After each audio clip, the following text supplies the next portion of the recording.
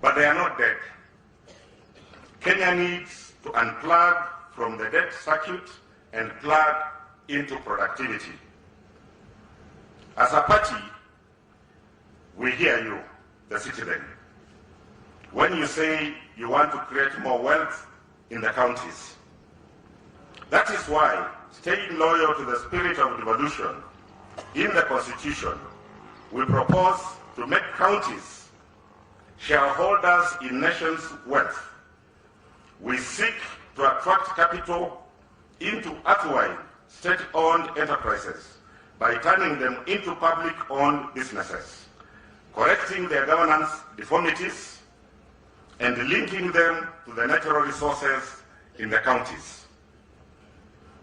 Last year, the mineral map of Kenya showed proven deposits of titanium, gold, coal, as well as significant deposits of copper, niobium, manganese, and rare earth minerals, and other minerals in at least 22 of our counties.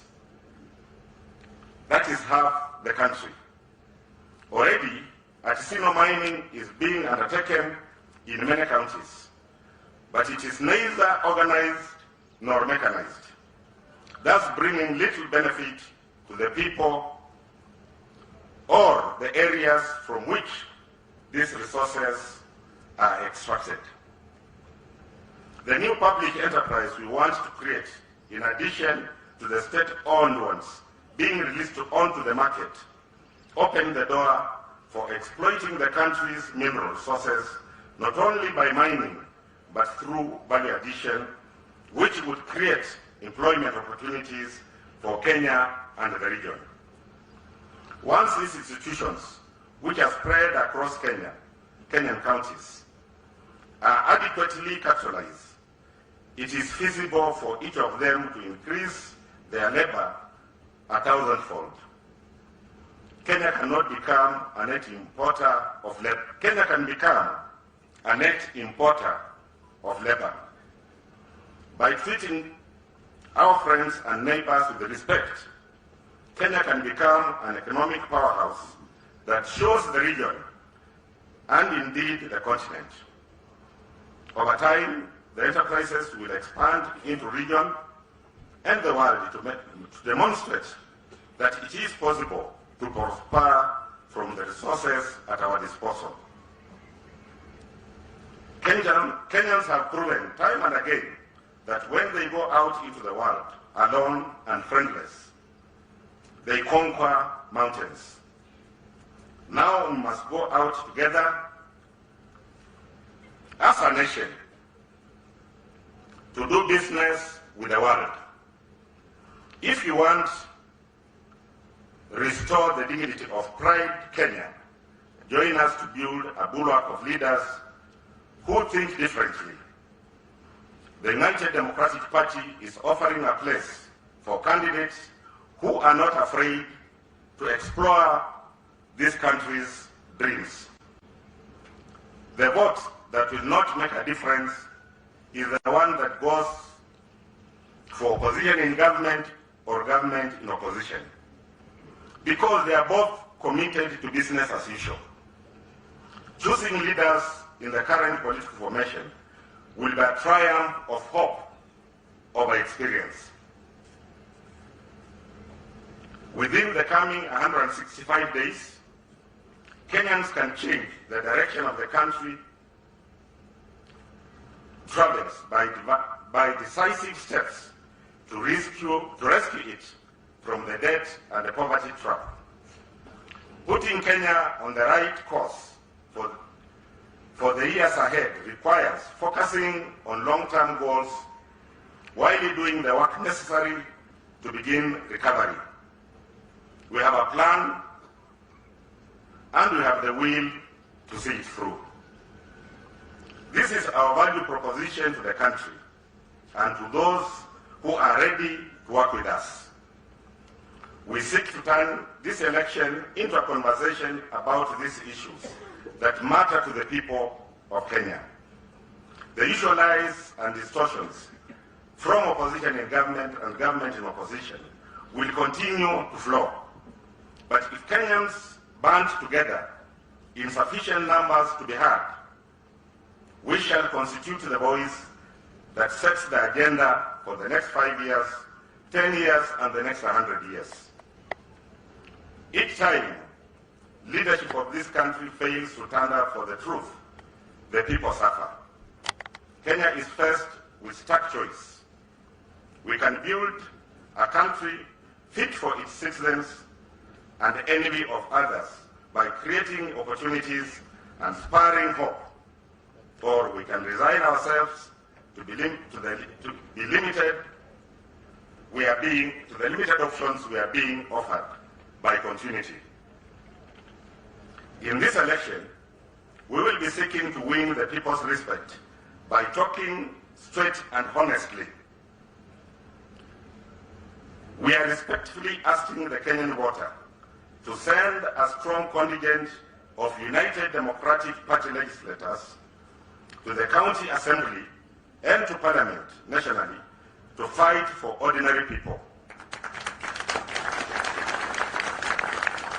to assert the dignity of the common wananchi, to restore value of education and breathe life into the dreams of happiness and prosperity for all, and give meaning to their sovereignty. This election provides Kenya with a real choice. Vote for the changelings who evolve their slogans and platforms every election, or those who can really make a difference. We beseech you to secure victory in the election for your children and your children's children.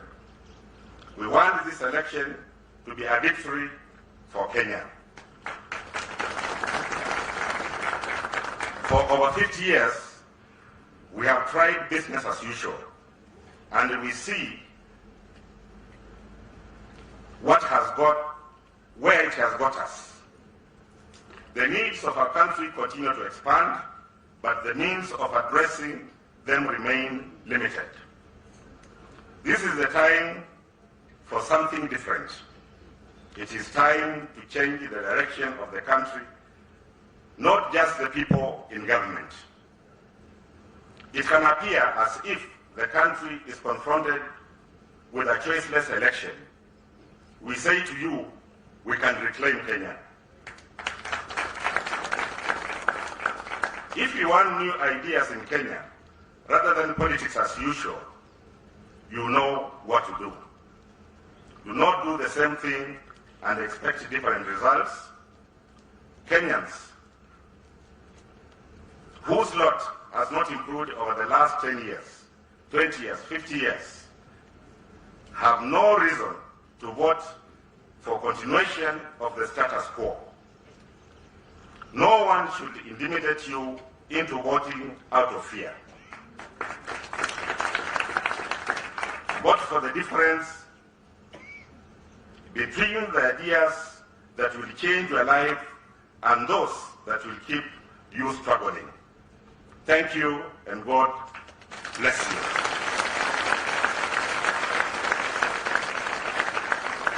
Kwa hivyo, kama UDP, we are not presenting a presidential candidate. But we are clear on where we want this country to go. We are clear on the problems this country is facing. And here with us are 3 presidential candidates. It is their turn to tell Kenyans, myself and Martha are not offering ourselves as candidates, but it's their turn to tell Kenyans exactly what they intend to do with this country. You will allow me now to be the master of ceremony. As I told you, Honorable Mother Karua is out of the country, so I'll invite the representative. He has sent. He will introduce himself and make a few remarks, and then I'll go with the age.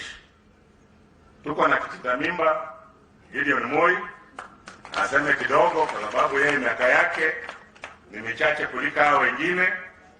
Alafu nafikiri Right Honorable is older than Manstivo. And therefore, Right Honorable will close with his remarks. And I'm not limiting you, particularly the three presidential candidates. Tell us, what do you want to do for us? How will you deal with the issues I've raised? Thank you very much. Karibu, Professor.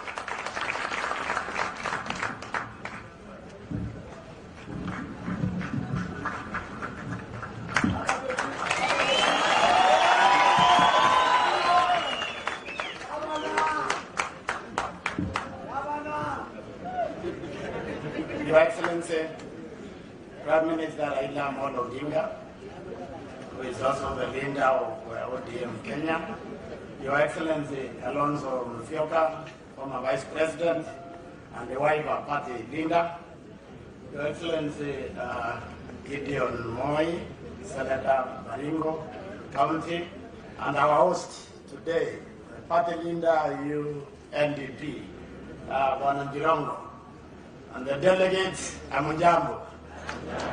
I come before you. My name is Naitule Getila Naitule. I'm representing the leader of NARC Kenya, Mheshimiwa Martha Karua, who is also the leader of Mount Kenya Unity Forum.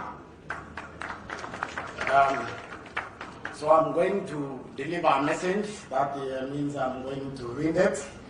And this is message of goodwill to the delegates of the United Democratic Party. I have known Cyrus Jirongo, party leader of United Democratic Party, UNDP, for over 2 decades as a colleague in the parliament, as a friend and ally. Yes, UDP, and ally. Cyrus is a man of his word, and I think we can testify to that if you really listen to the speech he has read today.